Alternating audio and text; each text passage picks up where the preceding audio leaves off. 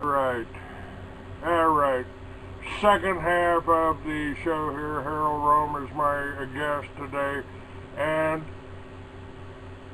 there is quite a discussion going on the internet right now about another warrior out there, uh, Xander, I believe is his name, and Zionist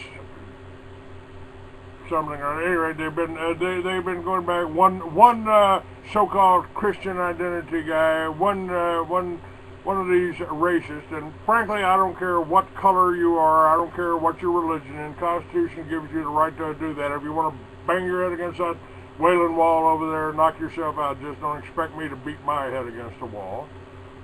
If you want to get down on your hands and knees, stick your nose in the dirt, I'll just try to keep the St. Bernard out of you, you know. And if you're one of these Christian Zionists, which is basically, in my opinion, the same thing as saying I'm a Christian Satanist, thank you. You know, the Constitution allows you to do that. If you want to hug a tree, go ahead, man. I got a set of splinters here. You know, the Constitution allows you to do that. Bill of Rights allows you to do that. But don't try to force me into your religion, and that's where we're going right now. But the controversy is over Christian identity. One patriot, supposedly one patriot. I don't know what we lost here. Do something. Harold, are you still with me? Call me back. Try to get him back. Okay. Alright. Just dropped you there, sir, but we got you back now. Yeah, we lost the call there, but yes, you're right. Today, what is Christianity, regardless of what denomination it is, whether Catholic or Protestant or whatever, they're all essentially pro-Zionist. And you go to a Christian church and talk to people, oh, we must love the Jews because they're the chosen people. The Bible tells us that. God said that. And no matter what church you go to, essentially it comes down to that the Jews are the quote-unquote chosen people, and that they are especially blessed in some way. And all that's based on, again, that ugly book called the Old Testament. So I have very little respect for most Christian denominations because they're all pro-Zionist regardless of what else they have to say. That's right. And now what about Christian identity? Now, I have said, and I wrote a book about it, together with Eli James. I've read your book, yes. And I don't know quite what that was. It's a little bit of history, a little bit of the Bible thrown in. I don't have any problem with the idea that my ancestors were born into the tribe of Judah, in the Israeli tribe of Judah, and that we were enslaved by the Syrians, by the Babylonians, which I think are the same people as the Jews, the Pharisees, the banksters, the people that Jesus ran out of the temple. And I don't have any problem believing that my ancestors crossed the Caucasus Mountains, started becoming Caucasians, forgot who we are, turned left, and went to Germany. And that could be one reason why the Jews hate us so much, because we are the true children of Judah, the true white, Jesus, well, according to Pontius Pilate, was blonde-haired and blue-eyed. I don't have any problem believing that, but I have a little problem with Christian identity, this whole idea of a dual seed lines seems to come from the Talmud, the children of the snake, rather than the certainly nothing in the words of Jesus, part of the Old Testament bullshit. And here we got all the Christian identity guys going, Yahweh's good. Oh, Yahweh, Yahweh, Yahweh, Yahweh. Are they really calling out to the devil? Because what's just been happening on the internet with the conflict back and forth. Wow, you know, Xander said this, Mike Delaney said this, blah, blah, blah. And nobody's getting anything done. They're sitting there arguing. We're our own worst enemies, you know. And we got a chat room going on here, and they're going to try to put me down or you down or anybody down, whether we're Christian, whether we're Muslim, whether we're Jew. You know, they want us fighting with each other now. Yeah. Divide and conquer, right? Divide and conquer is what they've always used. I anger a lot of people because I don't really believe in Christian identity. Again, it is based on the Old Testament, which I thoroughly reject. The people who believe in Christian identity, I really like. They're all white nationalists. I respect them greatly. But I think they're wrong about that religion. And again, it is based on the Old Testament, which is a very ugly book and an untrue book. The Jews created the Old Testament to read exactly how they wanted. And there is no reputable historian has ever come up with to back up anything about Christian identity. Again, the people that believe in that, I have respect for them. They're all white nationalists, and which I have great respect for. But I think they're wrong about that religion.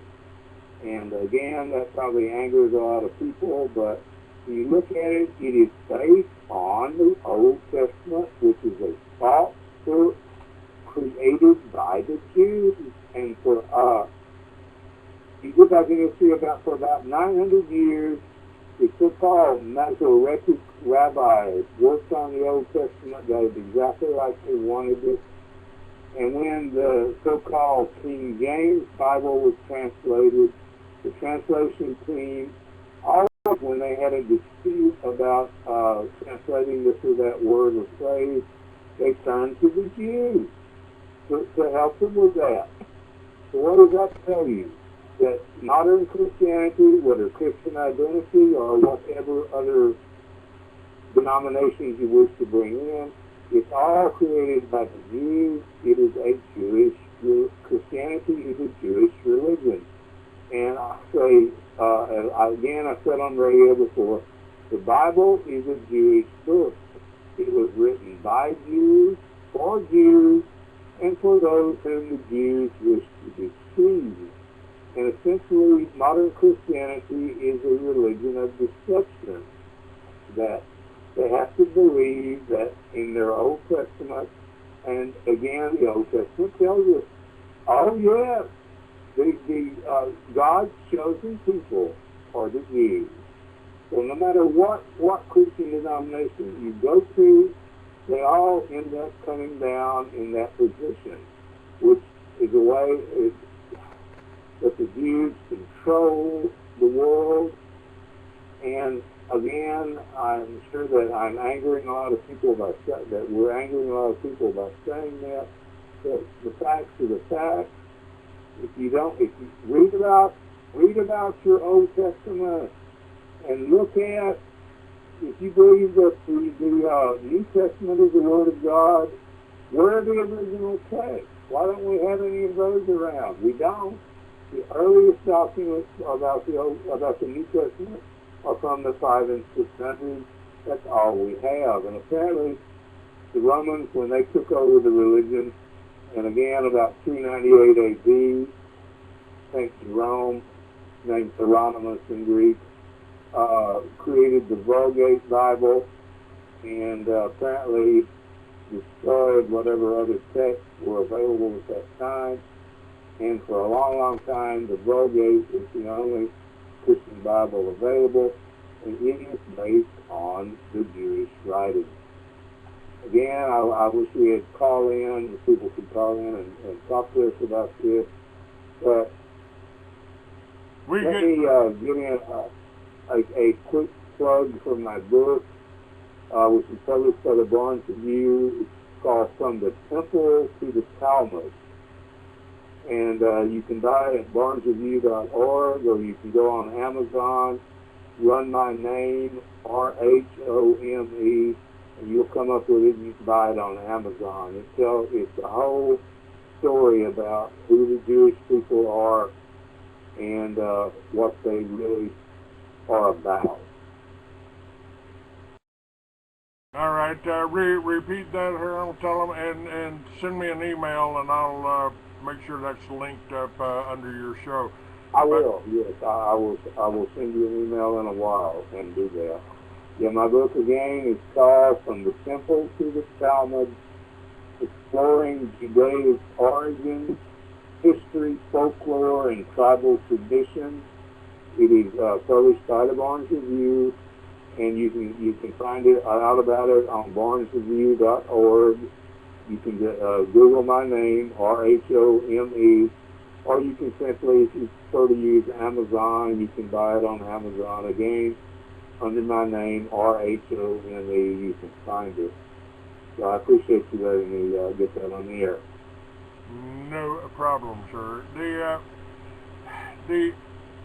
What, you know, I came out with Christian identity with my book, trying to tell people what the Christian identity people believe, because Homeland Security, in their assessment a few years back, they listed Christian identity people, and I've known Christian identity people around. Don't agree with them all the time. You know, I had a group that I attended. They didn't want my wife to come with me in a meeting, or they didn't want a woman coming into the meeting.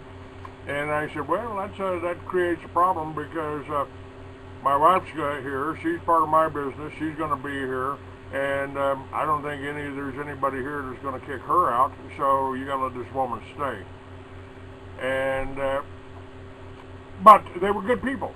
Now they tried to equate the Christian identity people as a threat, along with the militia, along with the veterans. And anytime a communist regime takes over a country, they go after three classes of people in order: the farmers, the intelligentsia, and the veterans, or the that are still loyal to the old regime. That'd be any of us that still take our oath to the Constitution seriously. That's absolutely the truth, yes. Oh, yes. Now, very much, they want to get rid of them first. The veterans are under attack. The farmers have been under attack for 100 years, and the people are under attack now. All it takes, folks, and this could happen tomorrow. President Obama could sign an executive order negating the Second Amendment, and what choice do you have? You give up your guns, and you're facing a slaughter of 60 million people. But that gun's illegal now. Well, didn't they did that to a plant called hemp. They made hemp illegal. You can't even get high off of hemp. You got to work on it a little ways to be able to get a buzz off of it. What? That was an attack on the farmers. We took our #1 cash crop and sent it to communist-controlled, Jewish-controlled Russia, then China. Now, is that? I mean, that's slavery. If a man, if a man can, with a badge, can come up to you and say, "Is that marijuana I smell?" Whoa, you're going to jail. You live in a police state. Now, that means there's about 50 million people out there that have criminal records for smoking a pot, that can't own guns, that can't vote, and have been put into slave labor camps that we call prisons. We make more than just license plates. We compete with industry. You can work for IBM. We'll only pay you 50 cents an hour, but you can work for IBM. This is prison. I hate to take something from Alex Jones, but this is a prison planet. We got more people in prison. To me, the only answer here, because I think that Democrats and Republicans are two wings of the same bird, and that's a global Jewish vulture. You know, you can tell by the nose. And the only answer here, I wrote about 45 years ago, and that's abolishing all laws against victimless crimes. Quit making people into criminals, as Ayn Rand said. The government has no control over honest citizens. so they have to make criminals out of us. Yes, you're absolutely correct about that. The suppression of hemp, marijuana, cannabis is a plot to destroy a lot of what America is about. It's certainly no more dangerous than alcohol, and nobody tries to prevent that anymore. And yes, the prison system, most of it, the industries they have compete directly with private business, and the more people they have in there, they're slaves. And many of them are in there because they enjoyed using a bit of cannabis, which I don't see a problem with. You don't, but apparently the powers that be want to keep it the way it is. Thank God that some states are trying to move away from that. I had thought a long, long time ago, back in the 60s, that by now that all that would be legal, but that has not happened, and it's happening just a little bit with the so-called medical marijuana, which is apparently helps a lot of people to do what they need to do to be healed of various things. I was really excited about it, Harrell, when they passed medical marijuana law in Phoenix, or in Arizona. I was pretty excited about it. I thought, wow, for the first time in 40 years, I may not be a criminal. Wow! I was really excited about it. There you go. But then I got the bad news. I can't have medical marijuana because I'm too healthy.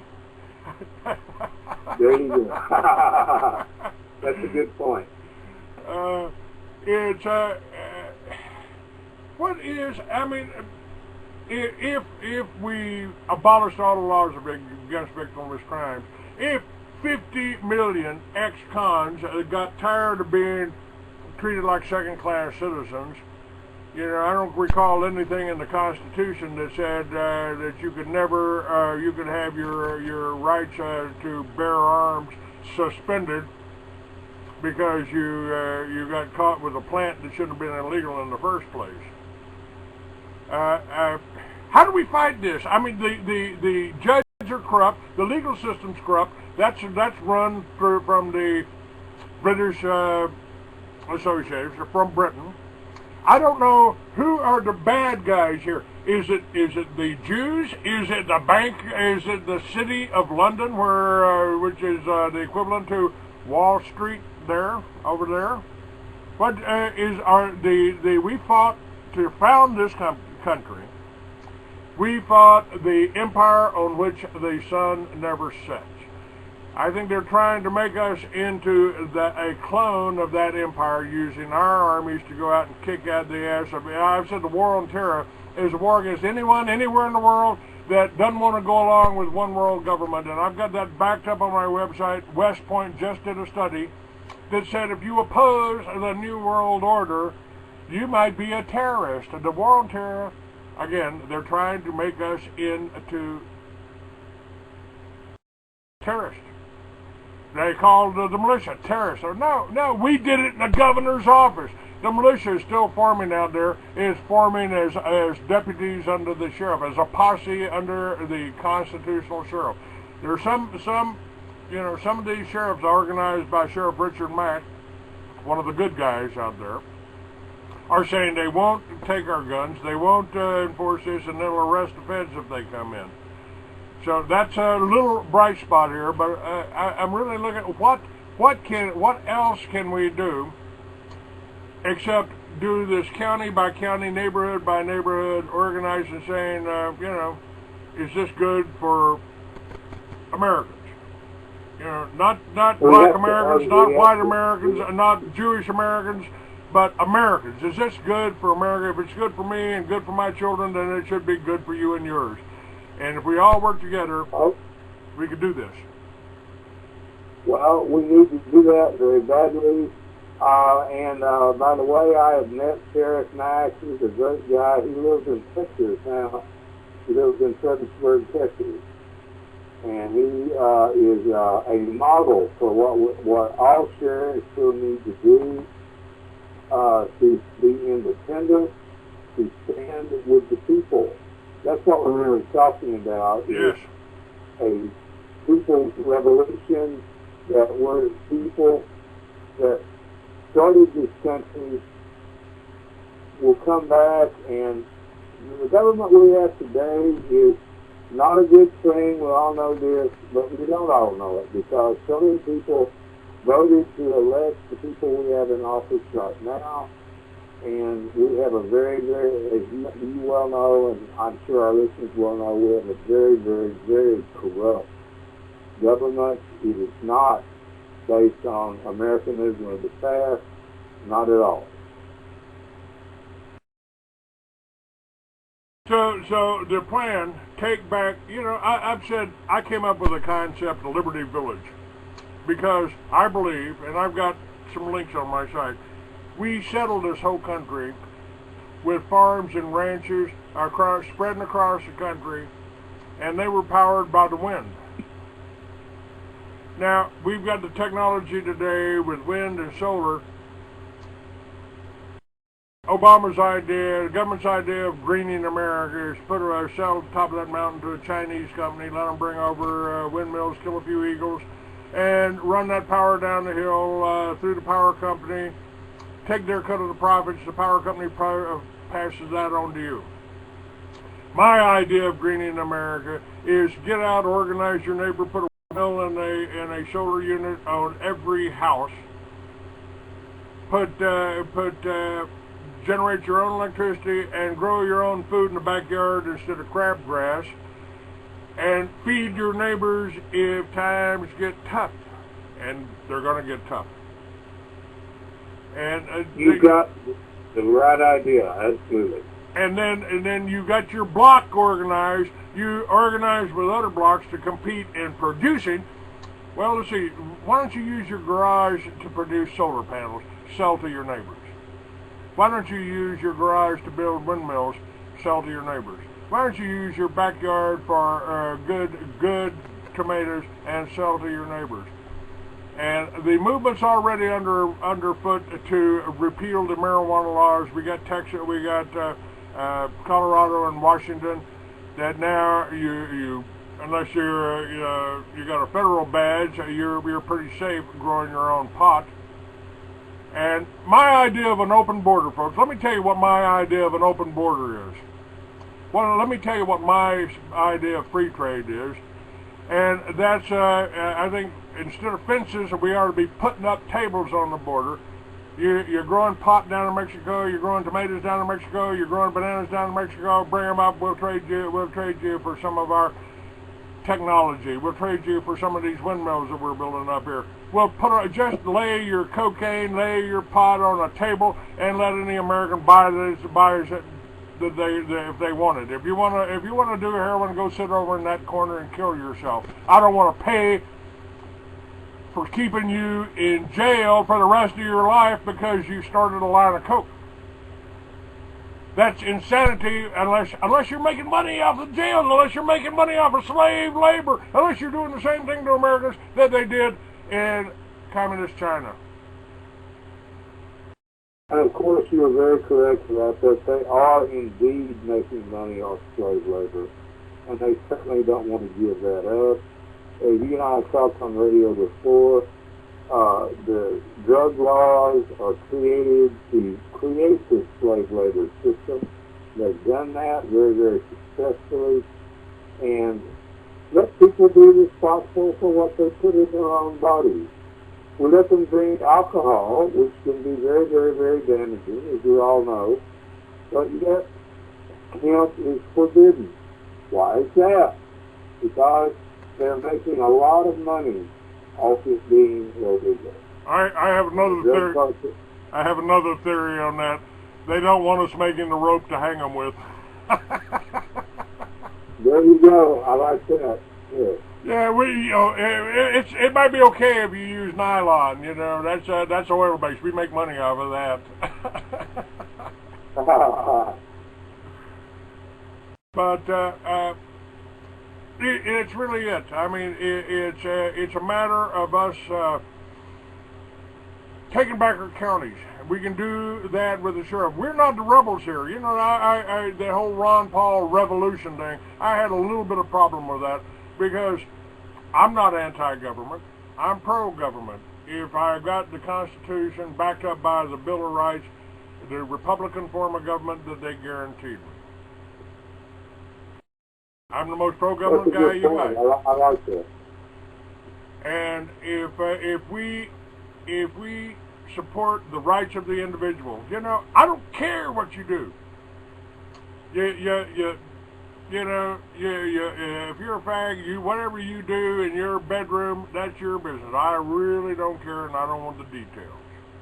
Don't bring it into my schools. Matter of fact, folks, the answer to Sandy Hook, which was a Jewish operation to